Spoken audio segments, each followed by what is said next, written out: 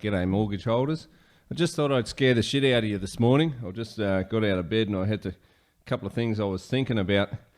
And I found an article last night on Zero Hedge, which we'll get into in a minute, by Tyler Durden, of course.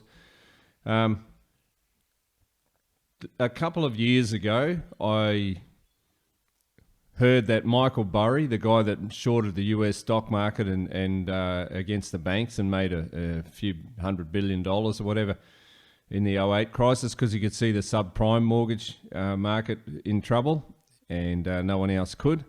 Well, anyone that could didn't want to talk about it, but anyway, and made a shitload of money. Now, a couple of years ago, I heard that he was shorting Canadian and Australian banks.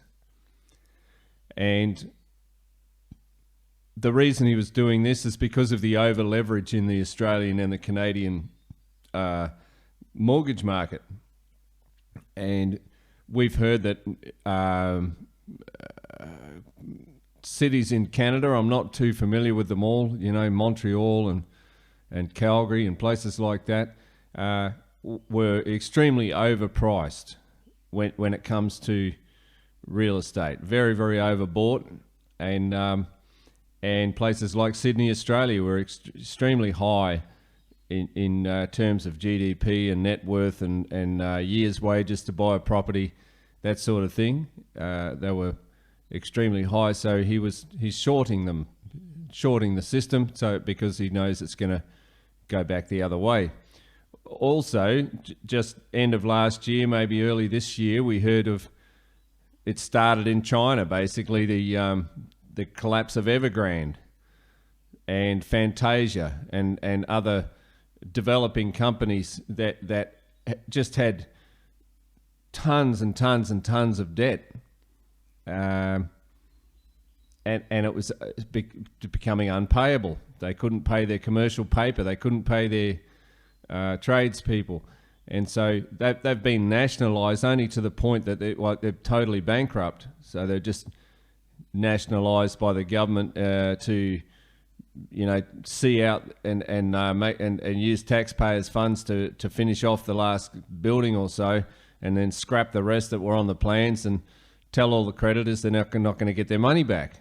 So that's been happening in China for 6 to 12 months. I'm not sure exactly how long, but I mean, I've just forgotten to talk about it because I watch it so closely all the time. I just forget that not everyone sees it. Not everyone reads all this stuff.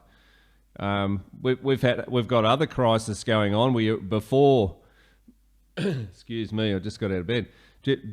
Before anyone was worried about housing, I mean, Turkey ran out of foreign currency, and it's ongoing, the crisis there. They were turning their power off because they couldn't afford to buy it in before all these stupid sanctions came on to Russia and that sort of thing. Sri Lanka's rioting and burning the place to the ground and kicking out the politicians that have basically raped and pillaged them for long enough. They've got oil tankers sitting off the coast full of oil to bring into the country to keep the engine room of the economy going, and they haven't got any US dollars to pay it. That's another story, but little bushfires coming up everywhere, all over the world, and I've been telling people for 7 years, look out, we're in trouble, there's a big crash coming. So what I didn't know in 2015 was usually you need a boom before you have another boom before you have a final crash, sort of thing. Some people are saying we're going to have another blow off top. We're going to go up again. I mean, we're talking in dollar terms. This up and down, this up, it doesn't really mean anything to me anymore. I just care how many ounces of gold to buy a property. And we could talk about that on another podcast. So I just want to talk to you. So I went to Zero Hedge and I had a look, and here's Tyler Durden, of course. I'll just read out what he's got to say here. And this is American centric, but it rings true in Australia as well. We see Sydney and Melbourne Property prices starting to drop now. We see interest rates going up like they were before the GFC, and people starting to struggle to pay their mortgages. So this is, most things in the US, you can read it out and it's fairly, it rhymes in Australia as well. So just ignore some of the percentages and things like that. Might be a bit out, but it's a similar idea. It's same things going on here. Here we go. A little over a month ago, when mortgage rates were still only 5%, we shared several devastating anecdotes from real estate agents and industry execs who validated our worst fears. US housing was imploding fast, with subsequent observations only confirming this dire conclusion about the state of the most popular asset class among the US middle class. Fast forward to this week, when things have gone from worse to catastrophic because the 30-year mortgage rate soaring at the fastest pace on record to above 6%, or levels last seen just before the housing bubble burst, sending the average mortgage payment up on a median mortgage by almost $800 in the past 6 months, making housing the most unaffordable in history, sending new home sales plunging at the fastest pace since the peak of the cerveza sickness, after the longest negative streak since 2010. I mean, I've been telling people for ages, we're still in the '08 crisis. They just kicked it down the road, blew it up a lot worse, so here we are now. And home buyer sentiment imploding to the lowest level in generations. I might have just read that out. Which brings us to the latest housing market summaries from real estate brokerage Redfin, which are not pretty. The first shows that after the period of unprecedented gains for home prices and a uniformly seller's market has flipped. And I've felt this lately in this local area here in far north Queensland. Everyone wants to run to the country, and we've got nothing left on the market, and everyone's bought it up, and there's mobs of buyers waiting. Yeah, well, those mobs of buyers are dwindling because they've just lost 15 to 20% off their super portfolio. Those 65-year-old, 70-year-old buyers that had a decent amount in their super, they're 15 to 20% poorer this year since the start of the year, because all their super is in Netflix and Google and Amazon and Facebook and Bitcoin. Who knows? Well, it won't be in Bitcoin, but who knows what? And it's all disintegrating. The ASX is down 15%. The Dow Jones Industrial Average, I think the S&P 500, one of the two, is down about 20% since the start of the year. So it just gets wiped off the balance sheet. You've lost a few zeros there. Sorry, buddy. That's it. You can't buy so much real estate. So we're starting to see less people come to open homes, less inquiries coming in, which is a market I'm used to. I'm used to listing a house and taking 9 months to sell it. That's how it was before, everything went crazy. We were a slow, linear, steady market where you needed quite a few listings sometimes because only one of them was going to sell at any stage. But that's all been cleaned out, and we just helped mobs of buyers. But the buyer mobs are dwindling fast because of one reason is because of those super funds losing their value, and we're only 20% into this. I mean, I think this is the big one, and a lot of companies in the ASX are going to go broke, so you just lose everything that you invested in them.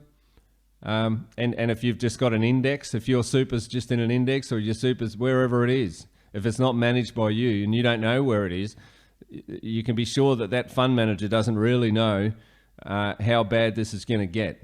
So I digress. Anyway, the first shows that after a period of unprecedented gains for home prices and uniformly a seller's market has flipped, and according to Redfin, the highest share of sellers on record dropped their list price during the 4 weeks ending to June the 12th, as mortgage rates shot up to levels not seen since 2008, collapsing the pool of potential home shoppers. In Austin, Texas and Nashville, Tennessee metro areas, the share of new construction offerings with price cuts has quadrupled from a year earlier, according to Redfin. They tripled in Phoenix and doubled in Tampa, Florida, in the Tampa, Florida region.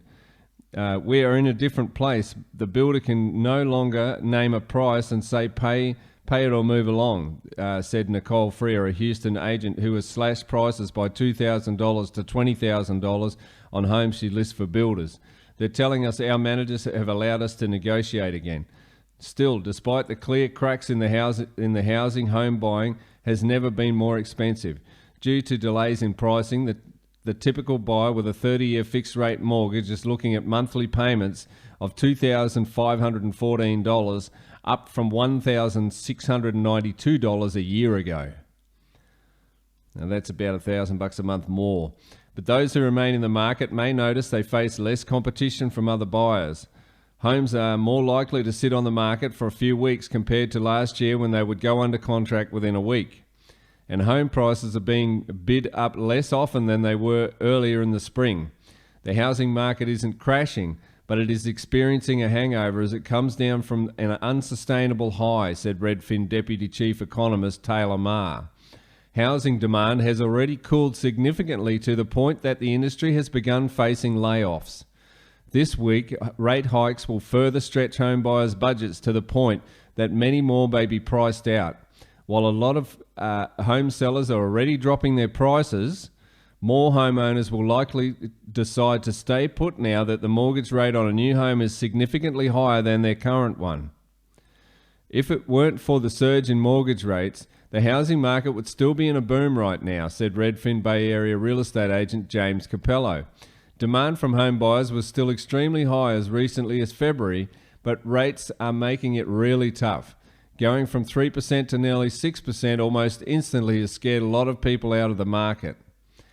There's more. In a subsequent report, Redfin reports that competition for existing inventory is collapsing, with a 57.8% of home offers written by Redfin agents facing competition on a seasonally adjusted basis in May, the lowest level since February 2021. That's down sharply from a revised rate of 60.9% 1 month earlier and a pandemic peak of 68.8% 1 year earlier, and marks the fourth consecutive monthly decline. On an unadjusted basis, May's bidding war rate was 60.8%, down from 67.8% in April and 71.8% in May. As a result of the declining competition, the typical home in a bidding war received 5.3 offers in May, down from 6.8 in April and 7.4 in May 2021. Homes are now getting 1 to 3 offers compared with 5 to 10 2 months ago and as many as 25 to 30 6 months ago. And I can say that, but just break off from the article, I can say the same for myself.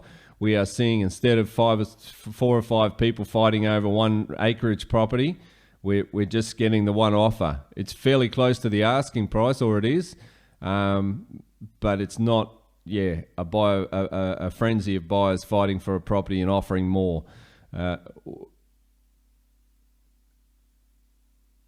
Offers also aren't coming in as high above the list price as before.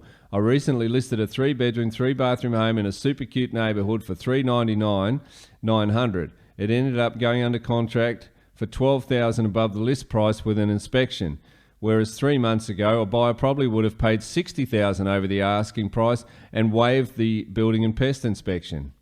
In light of the above, it is not surprising that today Bloomberg reports that the fastest rising mortgage rates in decades have cooled demand so abruptly in many hotspots that it took the industry by surprise. Builders that were artificially limiting sales and auctioning houses to the highest bidder now have inventory to move. So I'll probably stop there, guys, and that's about enough reading out of the article. So it's just deja vu. We're back in 2008, where the central bankers are telling us the economy is just bubbling along just nicely, and nothing to see here. What did Ben Bernanke famously say? The problems in the subprime mortgage market appear to be contained. Yeah, we're being told everything appears to be contained at the moment. It's just, I think we've had the Minsky moment. I think we've gone straight up in the air. We've had the over-exuberance. we've had the the bubble has popped. It feels like the bubble's popped again, and so it should, and it never should have been blown up. Only the subprime is everywhere. The subprime is in the construction. Well, construction companies in Australia are going broke, hand over fist, or instead of going broke, they're just pulling back and saying, we're having a rest. We're not going to build any houses. We don't know what the materials are going to cost. We don't know how to make a profit at the moment. This is a crazy, volatile shit market. And this is the crack up boom that Ludwig von Mises writes about. This is the moment where the volatility is who knows what. You buy some timber at one price one day and it drops or goes up the next day, and no one knows whether they're going to have, going to be able to afford to buy potatoes at the end of it. So you just pull back and go, whoa, it's like a snake pit there. And everything is out of whack and distorted. So I listened to Michael this morning, Australian YouTuber. I've forgotten Michael invests and tries to make money, he used to be called, but now he just uses his name.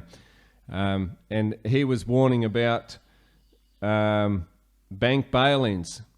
They've already written all the legislation to make it, so that you can be bailed in. So you have $1 million in the bank and you get told you can have, $100 a day out, and that's it. So that's coming. That's coming down the track at us. And is it going to be your transaction? Have you do a deal with somebody, they offer to, buy your farm for $1 million, and right in the middle of it, we get these bail-ins. So I suppose that's not, as long as we still got the electricity on for the moment. What's going to happen when maybe they'll just say, well, that's all right. There's only digits moving around. We're okay with that. You just can't get any cash out. That's what it's about. It's when we talk about getting money out of the bank. What are we talking about? Well, we've got some digits in there, and we're going to try and draw some cash. Well, I've done another podcast about this. The Australian bail-in has begun, where you're already struggling to get cash out, and if everyone wanted to go and get their cash out tomorrow, what would happen. I mean, they tell you can only have $5,000 or $10,000 or something in cash. See, so there's already a bail-in going on. Oh, it's okay if you want to move these digits and put those digits on someone else's digits. That's all right, but you can't have the cash. So the frightening thing is that this time it's probably going to be different a little bit. I'm not a this time it's different guy. I'm a this time it'll rhyme with 08 and 2000 but this time it'll rhyme with 1929. Well, what happens when all the banks freeze up and nothing wants to move, and they declare a bank holiday, and you're in the middle of a real estate transaction? You've just sold someone's just sold a property and they're waiting for it to settle in Brisbane, and they're buying a property in Cairns and they're waiting for that to settle, and they've come up to the Tablelands and they're buying another property and that's waiting to settle, and everything freezes up. What happens there? Everyone just goes, well, sorry, I've got to stay here. Or do the banks allow that transaction to go through and then just tell the retail, the average man on the street, well, sorry, you just can't get your cash out? That's probably going to be the start of it, but you'd be a little bit scared about doing a transaction in a system that's so on the verge of collapse or collapsing right now. So, yeah. What would be really good for the system is for this system to crash, is for this system to absolutely fall to bits, and we find another way to do our transactions, basically. Because, I think there'll be a lot of resistance to the CBDCs, and, people won't want to use them, especially myself. So that's the day when you might just say, well, if I can't take my hard-earned out of the bank in cash, and you're going to direct me where I can, what I can do with it, that means that I worked for you last week, not me.